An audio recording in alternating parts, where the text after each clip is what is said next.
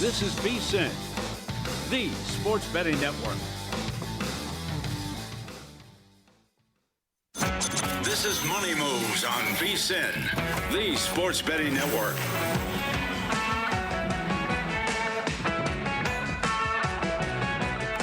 The Cincinnati Bengals 2025 season was one they would like to forget, I'm sure, after going 6-11, missing the playoffs for a third straight year. Stormy Buonantony, Jonathan Von Tobel with you back here on Money Moves. But could 2026 be the year of the Bengal, given the health of their quarterback, revamped defense, and a strength of schedule that looks like it would be one of the easiest in the National Football League this year? How you feeling? I'm high, man. I'm high on them. Whoa, that took a turn. I think they're going to be great. I'm kind of surprised. I shouldn't say that I feel like I'm on an island because, you don't talk to everybody, so you don't know how everybody feels. But I'm surprised that there's not as much hype, and maybe we're just in the midst of an offseason, and when we really start to get closer, there's going to be more to it. But you start with exactly the biggest weakness this team had, and it was their defense, and they were abysmal last year. They really invested in this defense in this offseason, right? So you've added on the margins, you've added at edge rusher, you've added at defensive tackle, you've added at safety. You've done enough here, I think, both through trade and free agency to really go after what one of your biggest issues was. Your defense, your offensive line should be better, I would assume. So I think when you look at all of these things together for Cincinnati, and just assuming, and this is the mistake, but still, Joe Burrow's health is going to be a very big part of this. If you're giving me a full-ish season of Joe Burrow with the deepest wide receiver core of the National Football League, how am I not really entranced with what this team is going to potentially be? Well, and I think that's the thing that it all comes down to, because I know you say like you could be on an island, but we wanted to put this segment together because it's something you and I in particular actually agree on. Yeah. For all of the dissension that you and I have on numerous things, and you specifically betting the opposite side of things that I play because you just find it fun at this point. That's not true. We actually have these disagreements, and I believe in the things that I say. Mm-hmm. Well, in this case, we're both on the same page here, but all of the positivity that we talk about for this defense and for this team trending up, and if not now, when, all of it is going to come down to the health of your starting quarterback in Joe Burrow. And I wrote in the guide, not that it's an exact science, but that he seems to be an every other year type of a guy with an injury. So this should theoretically be the healthy year? Yeah, so that's the thing, right? It's I always go back to, this is a long time ago because he's very old now, but go back to the beginning of Matthew Stafford's career. He was always injured. He was always getting hurt, always getting knocked out. And then at some point you were like, well, he's got to get healthy at some point, right? And then all of a sudden he just becomes the Iron Man, and he's getting all these starts and whatnot. Now we know Stafford to not be injury prone. Yeah. In fact, we know him to be the opposite, to play through injury and to really be a dude that has been always available. I'm with you. I mean, the law of averages, at some point one would just expect that you're going to get that healthy season from Burrow once again. And I think that we're going to see this because when he is playing, because that's the important part. When he's out there, it's not like you see that his injuries are hampering him in any way, shape, or form. He is still playing at the highest level. And let's zoom out a little bit, which is why I also like this. I think this division, we know what the Browns are. I'm not as jazzed up about the Ravens as I was going into last year. It's not that I think they're going to be terrible, but I think they're a beatable team. We'll call it that. And then the Steelers, you know how I feel about the Steelers. They bring in Aaron Rodgers, and they're another year older, and we'll see how much better they are under McCarthy. But I just think that this is a very a division which you can navigate if you're Cincinnati, if you're healthy, and given the improvements that you've made. Well, and to go to the Baltimore side of it a little bit here, I think they are overpriced. Mm-hmm. And when you think about a team that's had as much stability as it has for the last however many years, to have a new coach, to have a new system offensively, that there are some changes that we don't necessarily know what that's going to look like yet.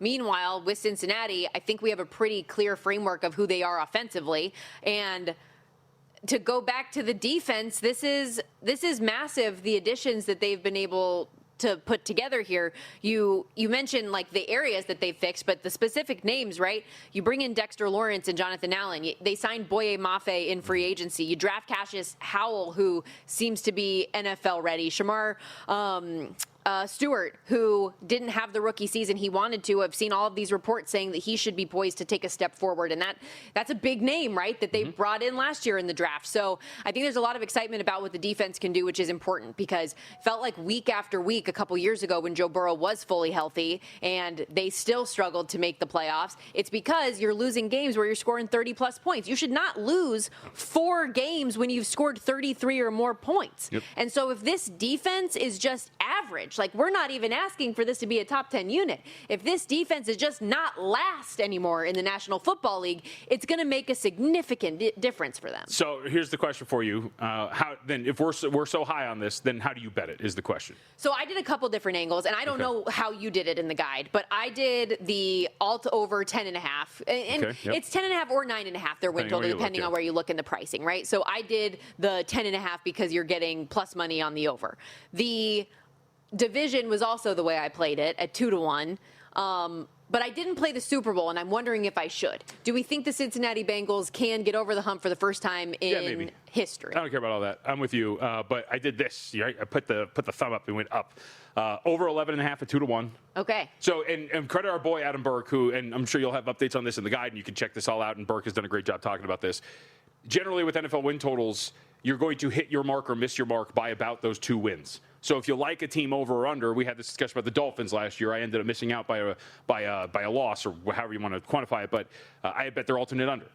And so generally with win totals, you want to go with some alternate win totals, because if you are going to miss that or hit it, you're going to hit a little bit higher than usual. So over 11.5 at about 2-1. I would say, as you pointed out, in the AFC, the easiest schedule out there in terms of opponent win total, 16-1 to have the most regular season wins for the Cincinnati Bengals. And are we just missing the most obvious thing here with this group and what we should do, which is Joe Burrow is 10-1 to win MVP? Yeah, I would say MVP, passing yards leader, like all of those things are always going to be up in the air for him if he stays healthy. Because to your point about the Super Bowl, like, yes, I do believe that they're a team that is capable of doing that. But, I mean, okay, do I want to navigate the nonsense of what a Super Bowl title could be or an AFC title could be for Cincinnati? You are getting some pretty decent prices. They're 21 at DraftKings to win the Super Bowl. But I think I want to invest in all these regular season successes and then not leave it up to the randomness of the NFL tournament, you know, in a single 9-game or 9-possession game in which anything can happen. I'd rather invest in Burrow to win an MVP, this team to go over its win total, this team to be the best team in the AFC from a record standpoint, maybe win the AFC North, because those are the things that I think really can happen. And to further that angle of him individually, even though he's not out here saying, yes, I'm chasing a league MVP, he has spoken recently, this past week, about how much he enjoys and wants pressure on him, that he finds it motivating. He was asked specifically if there is any added pressure knowing the type of team he has around him because of how glowingly he's spoken about the 2026 iteration of the Cincinnati Bengals. Here's what he had to say. Put pressure on guys. I love it. I thrive in it. We'll find out who else does. I know that we have the kind of people that want to be in that spot. You know, I want everybody talking about the Bengals. I want everybody talking about what I'm saying in my press conferences. I mean, you go back and watch what I said before 2019 season at LSU. You know, I feel very similarly about this team. I'm so excited to get started and get moving, and I wish we would ramp this right into training camp so we can continue to improve, because I feel like, there's so much greatness that we're going to be able to achieve this year. I'm just excited to get going. So what do you think about the confidence? Very direct. He's clearly putting himself under a microscope because he, as he said, wants that pressure and likes that pressure. I think it's always been who he's been, right? For those who don't know this, I have a special connection with Joe Burrow. Do you remember this at all? No.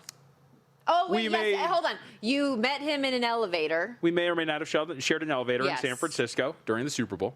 And I may or may not have pressed the button for him. So this is the real reason you're betting Cincinnati. Of course. It's all coming together. It's all coming back together. It's why I like the Las Vegas Aces, because Asia Wilson and I shared a self-checkout at Target in Boca Park many months ago. And because Joe Burrow and I, of course, had that magical moment with one another.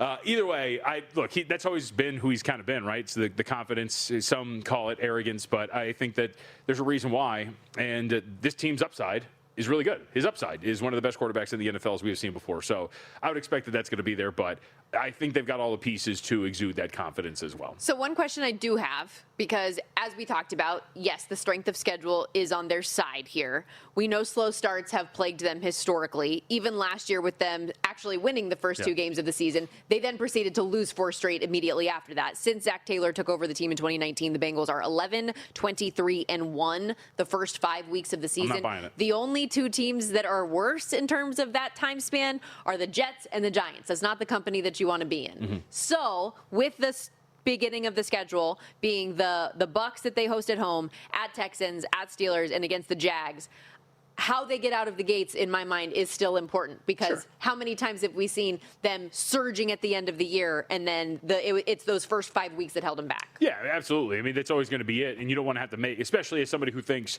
they can go over 11 and a half, compete for the most wins. You want as many wins in your pocket as possible. So I would say so. I don't know if the beginning is maybe as daunting as one would think. I mean, at the Texans is going to be a challenge, but the Buccaneers, I think, are a perfectly average team that you get to play at home. Same thing with the Jacksonville Jaguars. We know what the Dolphins are going to be.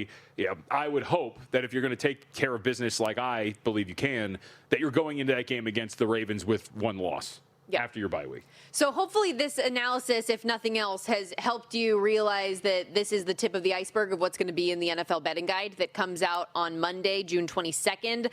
This is one angle and approach that we have taken, but every single host here at the network has their favorite bets and plays available in the guide. Everyone has put our division winners, who we think is going to win the Super Bowl, already, but the guide isn't available a la carte this year. You can't buy it as a standalone. You only get access if you're a VSiN Pro subscriber. VSiN.com/subscribe is how you can come join us on the full-time basis. That gets you not only the guide, but the daily best bets, the betting splits data, AI-powered prop tools, 24/7 video, and so much more. So again, VSiN.com/subscribe. You get full access to everything through the Super Bowl, just $175 right now. Okay, you hear the music. You know what that means. Things are slowing down. We got to step aside here real quickly, but there is always so much more to come. Stick around. More Money Moves. VSiN, the Sports Betting Network, coming up.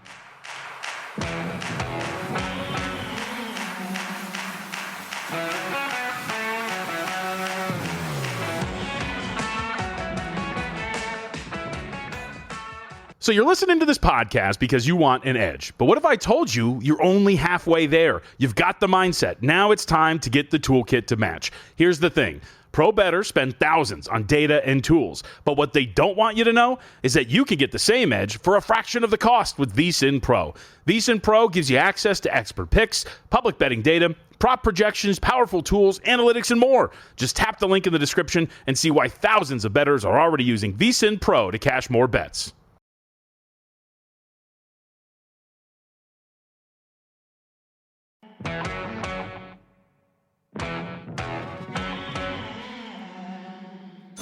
You're watching Money Moves here on VSiN, the Sports Betting Network. Packed environment here at the book, the world's largest sports book, Circa Resort and Casino behind us. Stormy, Buonantony, Jonathan Von Tobel with you. Everybody soaking in the World Cup. Team USA on the pitch right now and up early. 1-0. Compliments of the own goal. You got to feel for Cameron Burgess of Australia. Puts it right in the back of his own net in the 10th minute. Yeah, obviously a fast start here for the Americans is what you want, so we'll see if they can put the pressure on. But you get an own goal. Why? Because the other side is pressuring, and so it's a good sign for the Americans that they were that deep in Australian territory. So awesome for the U.S. men's national team, obviously, especially with the absence of Christian Pulisic, that you can get off to that start. So see if the Aussies can tie this up. I would like that. You would not. I don't know what the exact price was for a goal in the first 15 minutes, but you're always getting really good plus money on that. So shout out to you if that was something you had in the account today. And yes, she's saying you, not me. You. As you did point out, though, JVT is on the draw for this match. I have Team USA -1, so we're a little bit at odds here. But good start for Team USA. That's all you can ask for, especially without one of your stars on the pitch with you to get it going. We'll talk more World Cup a little bit later on. Also still to come this hour, VSiN Zone Zach Cohen is going to join the program. We're going to get into, speaking of people at odds, a little debate about the NBA draft and how some things might shake out at the top 5 of this thing. You're going to be on his side. You two are a little bit angry at each other. You're very pro-Mormon, so you're going to be on his side. I like AJ Debonsa. I do. I mean, not that he's Mormon, but the BYU factor of it. Mm-hmm. Those are my people. I told you off the air the other day. So I met Ryan Smith, who is owner of the Jazz and the Utah Mammoth as well, during the Mammoth Vegas Golden Knights first round series in the Stanley Cup playoffs. And I was talking to him about the jersey swap thing that they did with Vegas, where they essentially were like, "Hey, come trade in your jerseys if you used to be a Golden Knights fan, but now you're here with us in Salt Lake City." So we were talking about all of that. But he knew who I was because he's a BYU alum and because of BYU's record with me on the field for football. That'll be one of the things, by the way, as we get closer to football season. The two of us will put together, like we did last year, our own Money Moves college football rankings and everything before we get going, and we'll preview all of the different conferences and everything. You're going to respond to my email this year? Well, last time you sent it on my birthday, so I was a little busy. I wasn't invited. You were invited to my birthday party. Thank you very much. And neither here nor there. BYU, that's a trend that we will definitely make sure we have all of the numbers up to date on. Absolutely. We'll also have contest entries, too, so that'll be fun. Yeah, for sure. It'll be a good time it's crazy that we're already here already. Like, it's June right now. It's less than a month before we have media days starting to get underway, all of that stuff. But that said, we do have several sports that are in action right now, including the WNBA, which now that the NBA is over, you have kind of discovered an affinity for recently. You've watched the W for a while, but specifically the Las Vegas Aces. Now you're really diving in. I'm a man of many hats, Stormantha, as you know, and I may or may not be a credentialed member of the National Hockey League media, and I may or may not be a credentialed media member for the WNBA as well. That's what we do here. Okay. Right? So this is not newly discovered. All right. I've always been here. This is sarcasm, by the way. There is something that I want to get into, though, because we have talked a lot recently about the star Rookie of the Year candidate coming out of the Minnesota Lynx, and you found a very interesting trend. Olivia Miles? That could be bettable. I mean, so this has been, for those who have not seen her, Olivia Miles has been absolutely tremendous so far this season. I can say without question now my favorite player playing. She has been tremendous to watch. 19 points, 5 rebounds, pretty much 6 assists on the season. But as it was pointed out on social media, because the Lynx do play today, it does matter how she's going to go out there and attack this thing, because when she actually goes with her fro as opposed to putting the hair up, she is averaging 21 points, 4 rebounds, 4 assists on 62% shooting from the floor. Now, it's only about 6 games, so it's a small sample size. I'm a data guy. But when she's got the fro, she gets it going. Correct. It's also worth pointing out that when she puts the hair up, that they are 9-1 in those games. So this is lesser scoring, but I was going to say, more wins. That's the betting angle then. Yeah. If you find out she's rocking the fro that day, you bet the props over. Yeah. But if she's got her hair back, then you bet them moneyline or ATS. Correct. Having said that, the serious things is they did open up as 2.5-point favorites on the road with a total of 166 against Golden State today. It should be a fun game. You do wonder as you look around at the Lynx, and we talked about this when it came to the Liberty the other day when they were playing the Chicago Sky, where it was just, hey, are we getting to a point where maybe pricing is a little high, considering the results in recent form and the fact that Miles has been absolutely tremendous, and maybe this team is getting priced really high. So I thought there were some spots that peaked at 3, and I was like, I'd take 3 with Golden State. We haven't gotten back to that point, but Minnesota is still a 2.5-point favorite. Totals dipped down to 165.5. We're leaning a little bit toward the Valkyries, but I'm curious to see, if Golden State does have someone to put on Miles, because she has been absolutely fantastic. She's a great ball handler. She can get to her spots wherever she wants to. She's got a nifty finish with that layup as well. It's like a really decent scoop layup. We know that she can hit from beyond the arc too. So I've been a trance, man. I sent you that edit of her as well. I am all in on Olivia Miles. She's been so fun. Guys, let me say, he didn't just send me the edit. That made you watch it. Yeah, he pulled it up in front of me and was watching me watch it. I was watching it. But I'm just saying, how when you send somebody a TikTok video or an Instagram video and you want them to laugh, it's like he wanted me to like this so much. That's what it felt like, and I did. She is a stud. We talked about it prior to the incredible performance that she had the other night, where she set a WNBA rookie record for first half points. She was already minus 3,000 at some books to be the Rookie of the Year in the WNBA. So worth pointing out, too, 18.5 is her point total prop here today. Okay. A rookie should be 17.5 minus 109 to the over. 18 plus, you're getting minus 107. So another team, though, so we go from the best team in the league to literally the worst in the Connecticut Sun right now, 2-14 on the year. this past game, like earlier this week when we were previewing their game against Washington, we talked about how, yes, they had been covering some numbers, but this was a really short number, I think, in part because of that. So they ultimately lose again, do not cover 88-81 there. They're playing the Toronto Tempo today, a team they just faced a little over a week ago that went to double overtime.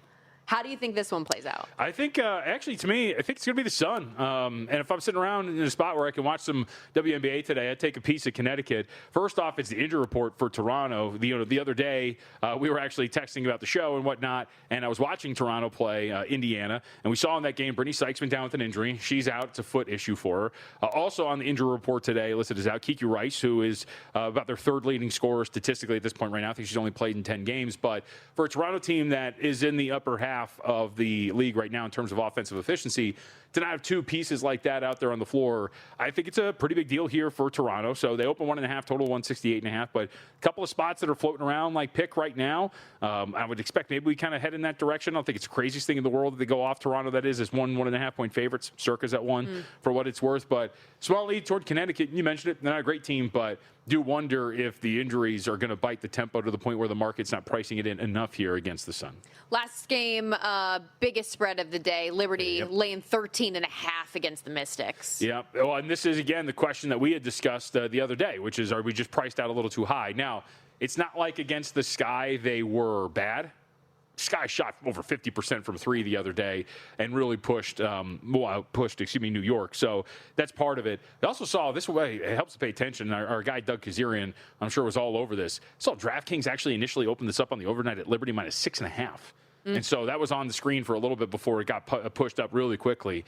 But right now, I think you're kind of in the mode, I believe at least, if you're just doing like basics of this whole betting thing and power rating, that Liberty are probably at the price where they're at the top of the market, they're fully healthy, and that it would actually just behoove you instead to maybe go against them at times here, even with a team like the Mystics. And again, this is up to 13.5 right now, as you mentioned, at a couple of spots. And that seems to be kind of the point of resistance. Yep. So total 168.5 on that one. Slight juice on the over where we sit. Like I said, we're going to talk NBA draft coming up in the next segment, but it does appear for that number one overall pick, we're getting more and more Darren Peterson talk. And I know we're going to get into this with Zach, but I'll say, with as adamant as you have been on this thing and the rumors continuing to build up and how Darren Peterson is working out for one team only, I did end up placing a bet. Okay, what'd you bet?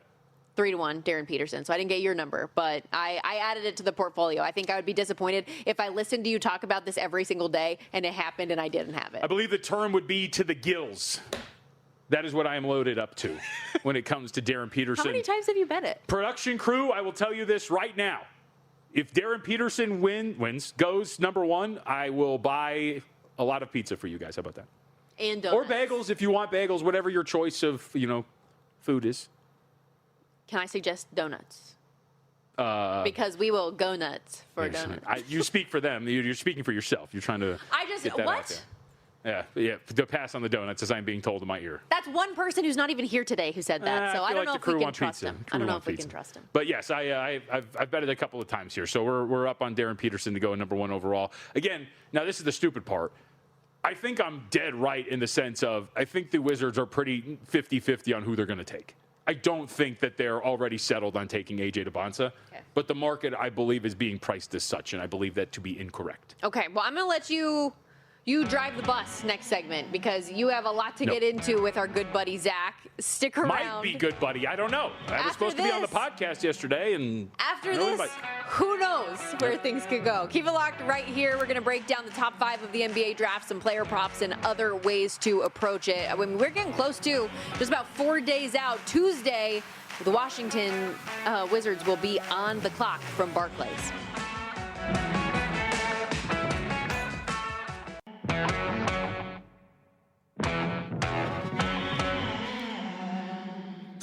You're watching Money Moves here on VSiN, the Sports Betting Network.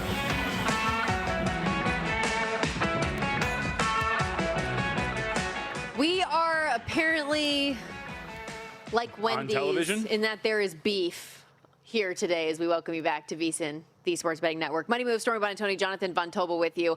I was very excited to welcome in our next guest, Zach Cohen, host of the Hardwood Handicappers podcast, VSiN senior editor. You can follow him on X at Betting on X. But the you hear there is because somebody is very offended that they didn't get invited on to Hardwood Handicappers yesterday. But Zach, I happen to know and pay attention to the fact that you're not doing episodes every day right now like you were previously. Might that have anything to do with it? That has a lot to do with it. I'm only going some Mondays and some Fridays. Honestly, yeah, I didn't even really think about it till late last night when I started preparing for the Friday episode. But yeah, JVT, I would love to have you on next week, but we're going to have to talk about the days because Thursday is no longer available. Think about it. Think about it. Really quickly, are we allowed to say this? We do have some special NBA draft programming that you're going to be part of next week, correct? Yes, we're going to be doing a live Hardwood Handicappers draft edition on the VSiN network. So you'll see me live on VSiN programming for the first time hosting a show. If I'm nervous and doing like the Ricky Bobby hands thing, I can't help it. I've never done it before, but I am excited to do it. All right, so looking forward to that. All right, so let's start with the top, as this has been the big topic of conversation. Growing rumblings that the Wizards have not decided yet. Market seems to be priced, though, as they are. Are you buying in, finally, to Derek Peterson potentially going number one? What are your expectations for this first overall pick as we're getting more noise as we inch closer to the draft on Tuesday? Well, I guess my surprise with this whole thing is that it kind of took this long because I never, as you know, had Debonsa as a clear-cut number one prospect in this draft. And I feel like you could ask 30 people that cover the draft, none of them would tell you that Debonsa is far and away the best prospect. So it was kind of weird that this is where it went right away. I did take a small position in Peterson plus 415 to go number one because I do have Debonsa plus 135, pretty big play. So now I'm in a situation where if it's one of those two, I will end up profiting a little bit. But yeah, it's definitely a little crazy that we're this close to the draft and we have no idea who's going number one. It is very similar to that Jabari Smith, Paolo Banchero draft. And I have no idea what's going to happen on Tuesday. I still think it'll be Debonsa just because I do think that there are still some more question marks on the Peterson side that if I were drafting number one between those two would make me a little bit more uncomfortable. But as you know, if it were me picking number one, I would take Cam Boozer. Yep. All right, so we'll get to Boozer in a second, and that is where the beef between Zach and I lie, especially when it comes to what Utah's going to do. We'll get to that momentarily. What I wanted to ask to follow up on this was, how does the potential reporting now that maybe Washington would be open to moving Trae Young, also that they want another lottery pick potentially, how does that tie into this first overall pick? Could that mean that they are more likely to take Peterson? What does that have to do at all with if anything, with what they're going to do there at number one? I don't think that the Young stuff's going to impact their thinking very much. I don't know if you saw Wendy said that they're going to try to bring him back on a 3-year deal, and he pretty much was opting out of his 1-year player option to get similar money over a longer span. So I don't really think that there's any truth to him like being out of Washington next season. I think it was all kind of something that was planned. And I don't really think that you could draft with Trae Young in mind or Anthony Davis in mind, just because those guys have been so far removed from the best basketball that they've played in their careers, and they're so injury prone. I think Washington just needs to pick the guy that they like the most. So that's why I think you're starting to see some more Peterson talk, but I don't really think it'll impact anything, the Trae Young stuff. Stormy, I hate to break in here, but there is some big breaking news that might affect the way that the Wizards are going to handle this first overall pick coming down just now. D'Angelo Russell has exercised his $6 million player option for next season with the Wizards, so they do not need Darren Peterson anymore.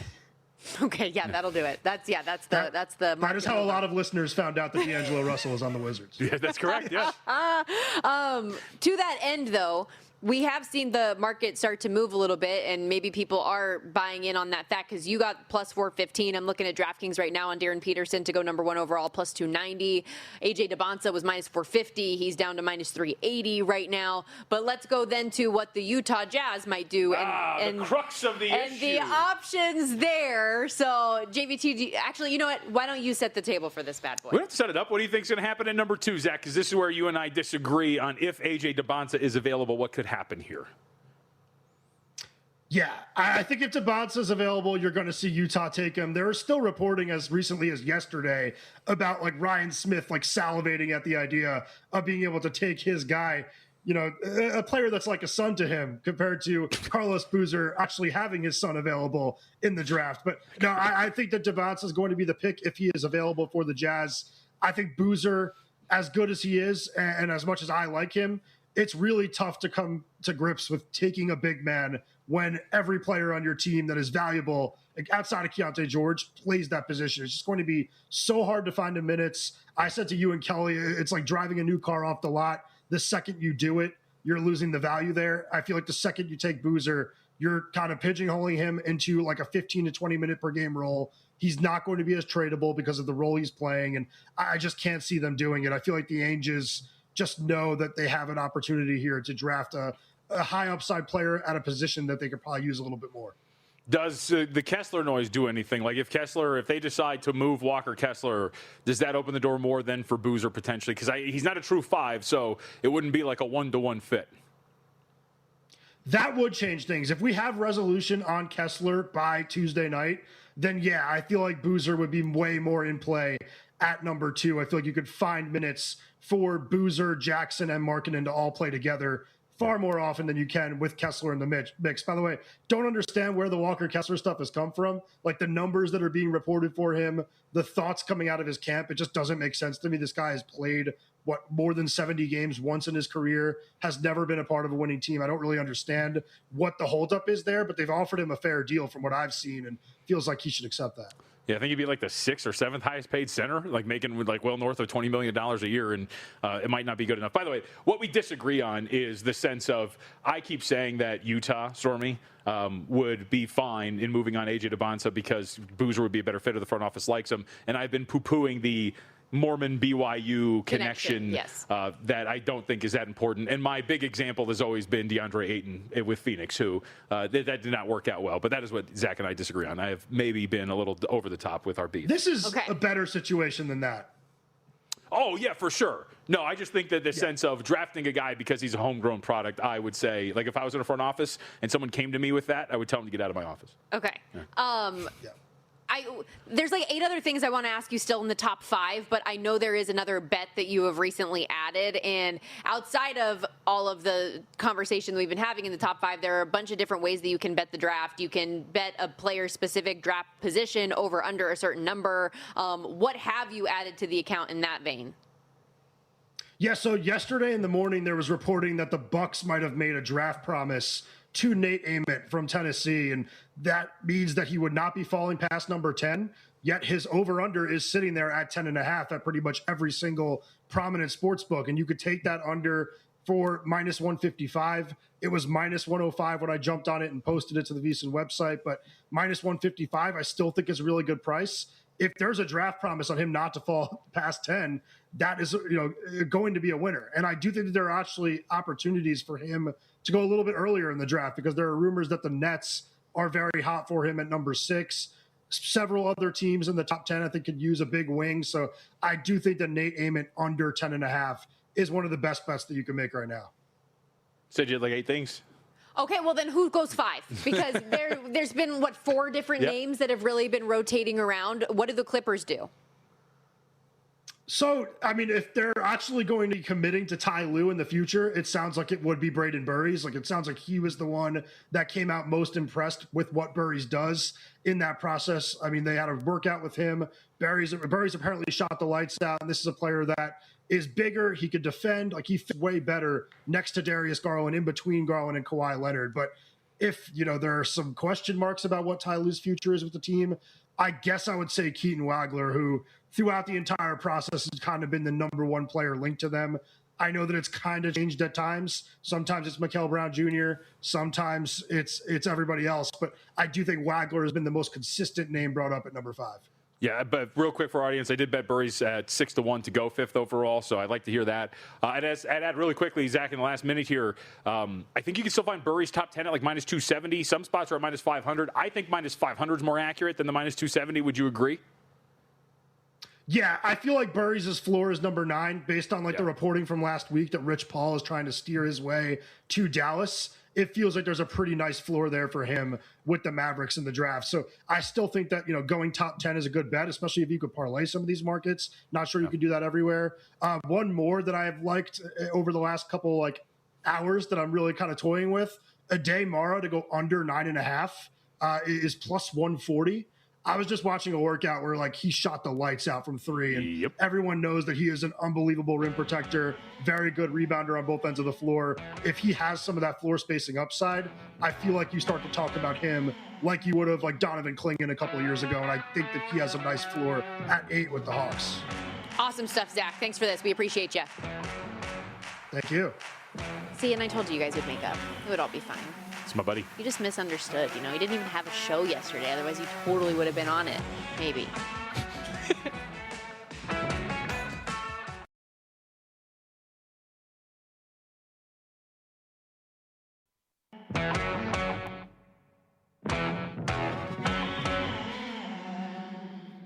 You're watching Money Moves here on VSiN, the Sports Betting Network.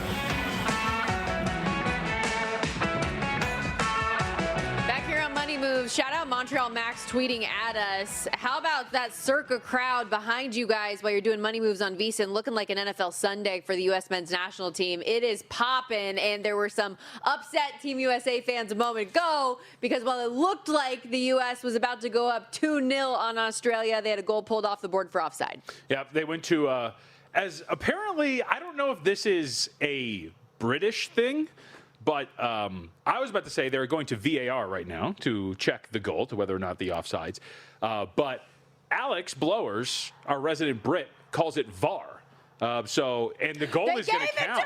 I was just about to say. Let's freaking go. So it is not deemed offsides. It is a 2-0 lead now for the Americans in the 46th minute. So we are going to get into extra time here, but a 2-0 lead for Team USA. How about that? No, excuse me, the U.S. men's national team. Team USA is the basketball team. I'm surprised you didn't go full Blowers this time around. I pick my spots. And that's the first time I've heard you say it flat, I think, in the time that I've learned how to say his name properly. You saw him.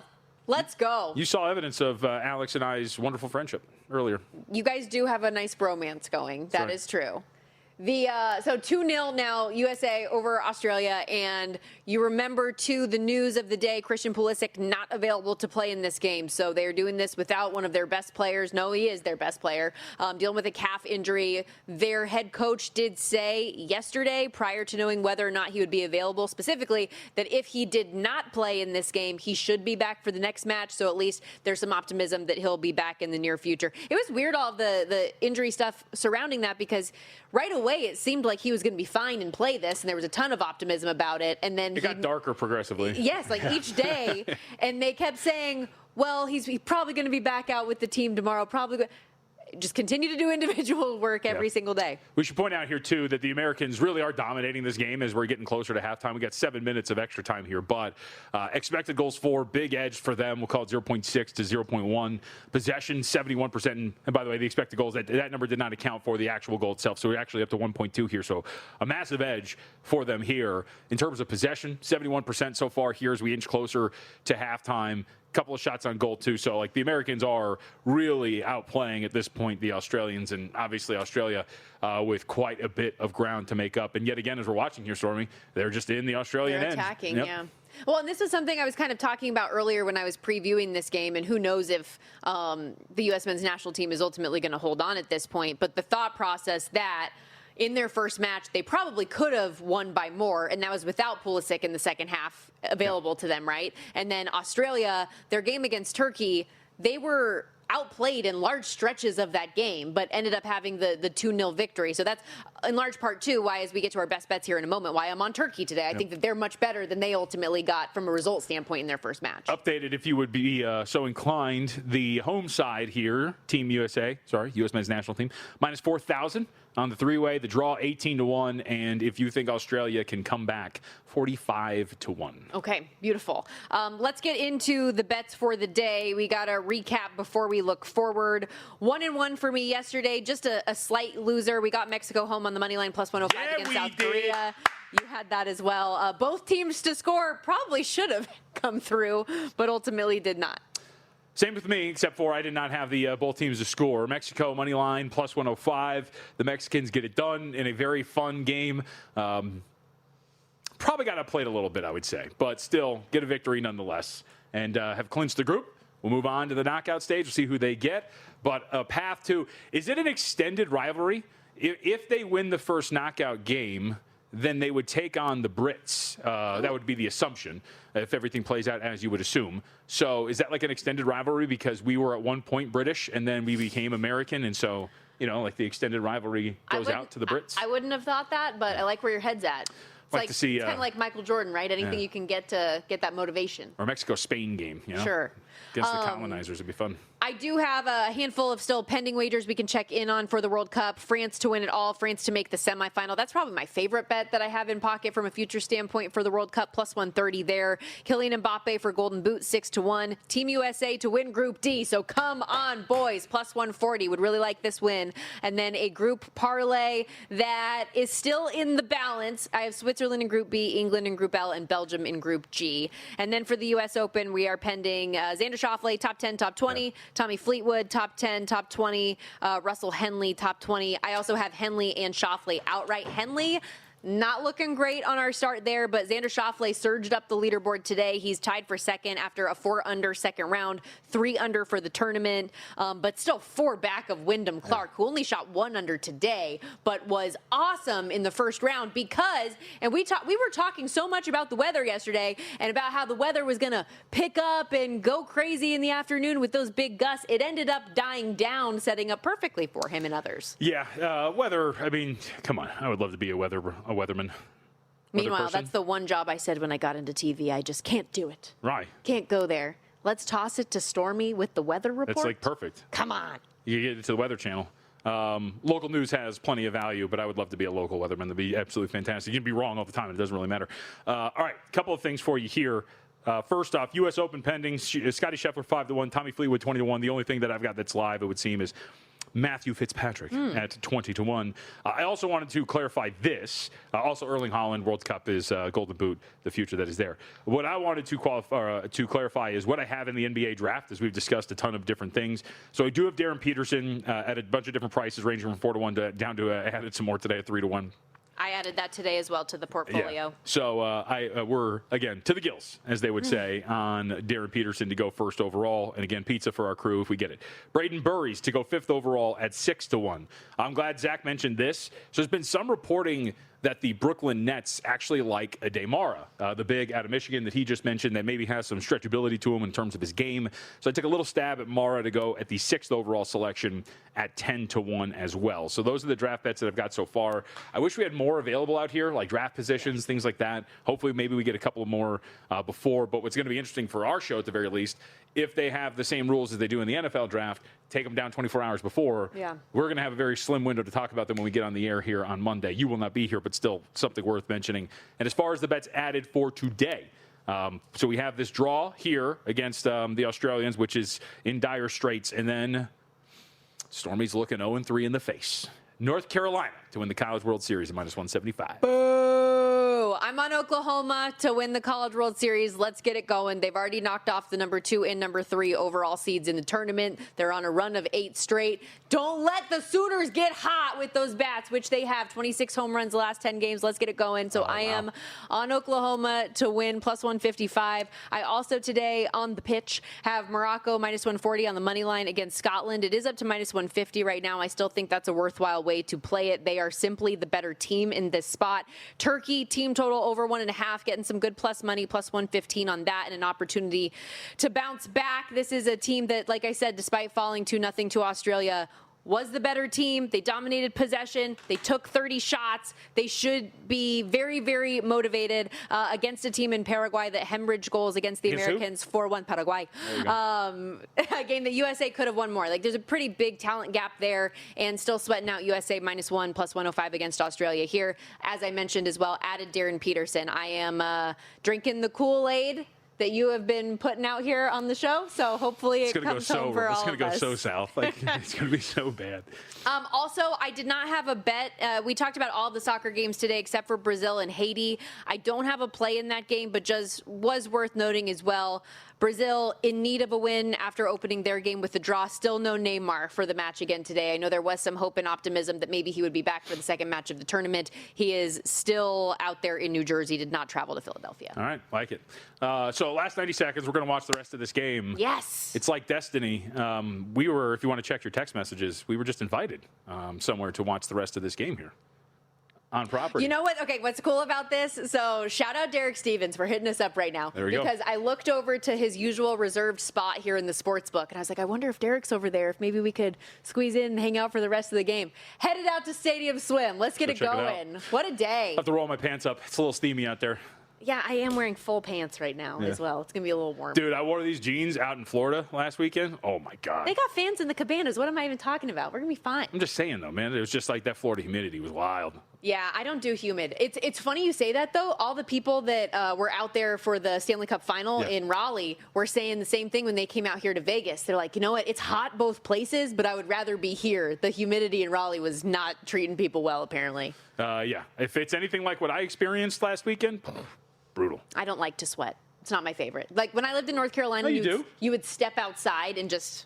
You've been grinding in the gym? You've been hitting the kettlebells? I hate sweating. Hot classes are the worst. They're good. It makes you feel good after, but in the moment, the grime off, when you're in a room that's 104 degrees and then you go outside and it's 107, it's not the best feeling. No, it's great. Absolutely fantastic. That's a wrap for us today. Go USA. Hopefully they can close it out and enjoy all of the action this weekend. We'll be back. Well, you'll be back on Monday. I'll be back on Tuesday. In addition to all the NBA draft coverage, we've got some great guest lines up for the NHL draft next week as well. Have a great day. Follow the money coming up next. Oochie.